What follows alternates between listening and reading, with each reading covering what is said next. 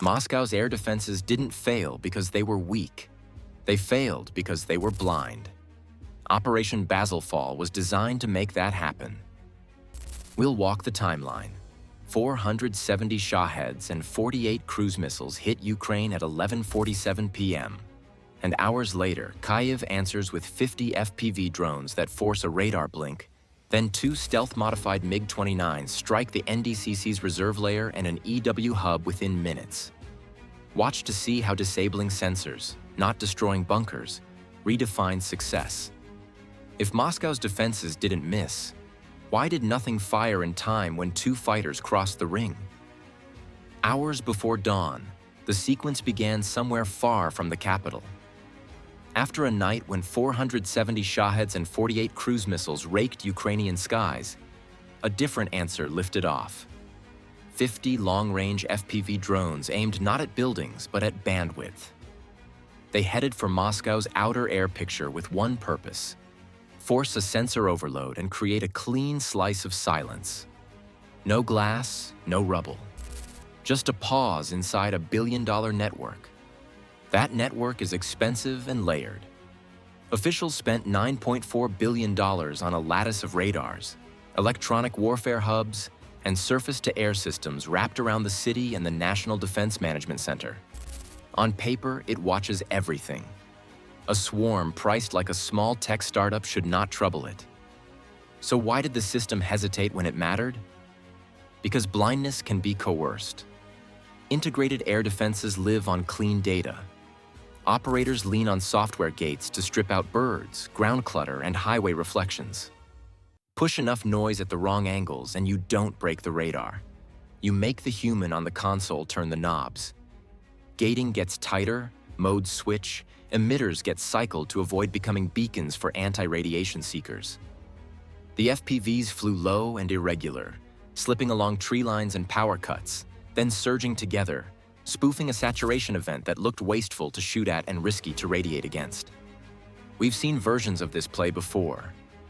In 1999 over Kosovo, SEAD and DEAD tactics hunted for emissions, nudging Serbian crews to shut down or pulse sparingly, which created gaps that strike packages could time.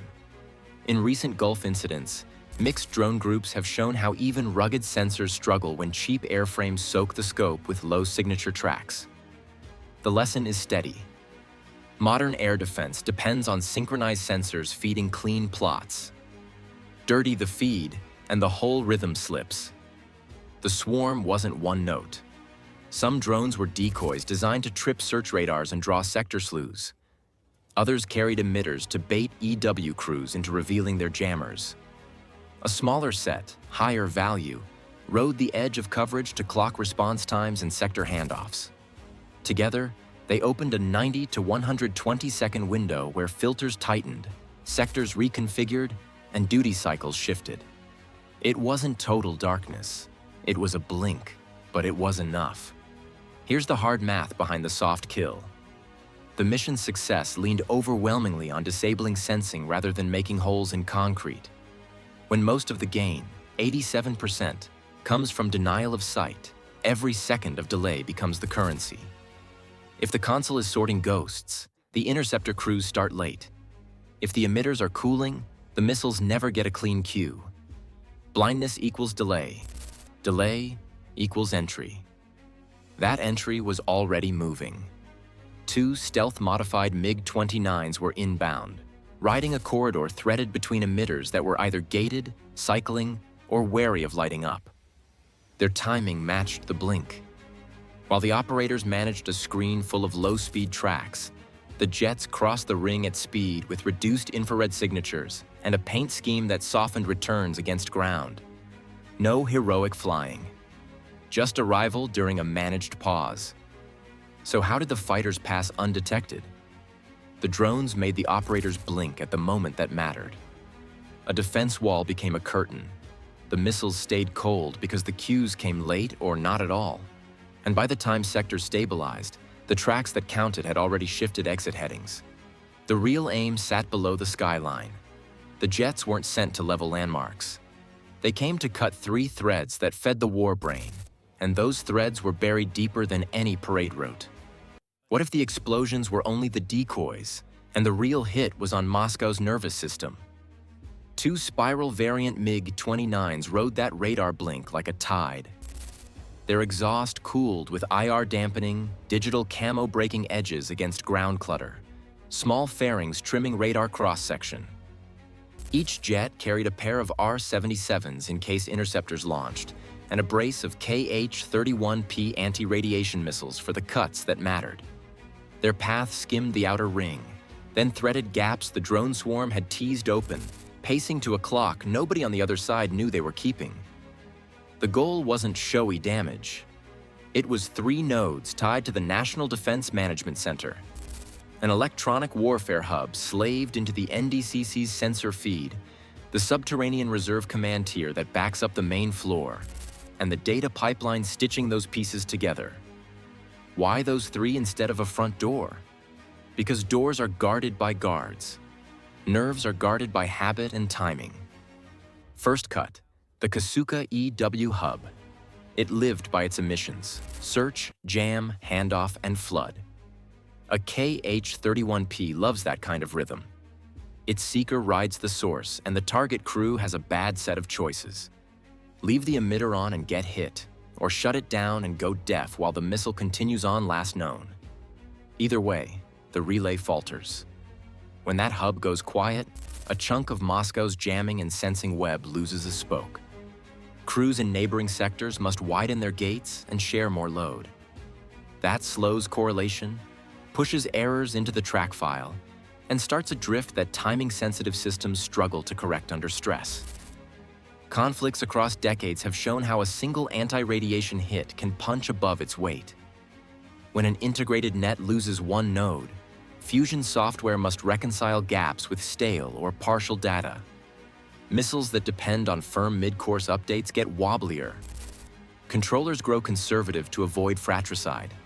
The space between those reactions is where attackers slide through. That pattern repeats because physics and workflow haven't changed. You can't fuse what you can't see cleanly, and you can't shoot confidently on fuzz. Second cut, the NDCC reserve tier, sunk under hardened layers and fed by fuel, power, and bundled data trunks. The strike didn't aim to crater concrete. It targeted the things that make a bunker breathe. Overpressure rippled through service galleries, rupturing a fuel cache and kicking shock into conduit runs. Automatic dampers closed to contain fire risk, which starved some racks and tripped others. Redundant power shifted, but the switchovers weren't simultaneous, so timing drift crept in. Trains slowed on command, road sensors cycled, and parts of the comms backbone lost sync. For hours, key systems worked, but not together. That's worse than a clean outage because operators can't trust their clocks or their plots. Command and control survives blasts by spreading function, but redundancy lives on integrity and timing. If one battery thinks it's minute 12 and its neighbor thinks it's minute 10, their handoffs slip. If data arrives late, the software treats it as suspect and downranks it. Short disruptions, 60 seconds here, 90 there, break the rhythm across battalions. You don't need to erase map icons, you need them to lag. The jets climbed off the deck as the city shifted to emergency protocols. Doors locked, sirens spun, generators hummed, and the wrong crews got the right messages a beat late. From the outside, it looked like equipment failure and operator error chained together. Inside, it was a trap unfolding as planned. So why launch the drones first? They weren't escorts. They were the trap. By forcing operators to blink, the swarm turned 3 precise cuts into a system fold. The fighters didn't outgun Moscow, they outtimed it. That's the lesson forming in the noise. Success measured by response denied, not buildings ruined. If that holds, the question turns toward budgets and doctrine, and whether the smartest dollar buys more interceptors or better sense. The center of gravity wasn't firepower. It was timing, induced blindness, and 3 surgical cuts that made a fortress look solid while its nerves slipped. Seconds bought by drones turned queues cold, let the MiGs thread gaps, and forced control rooms to chase ghosts while real tracks moved. If this is the playbook, Cheap swarms opening doors for precise strikes? Should budgets chase more steel or more sense? Tell us where you stand. New era, new math. When the other side can't see, interceptors wait, handoffs drift, and the first mistake multiplies. By the time clarity returns, the targets have changed and the window has closed.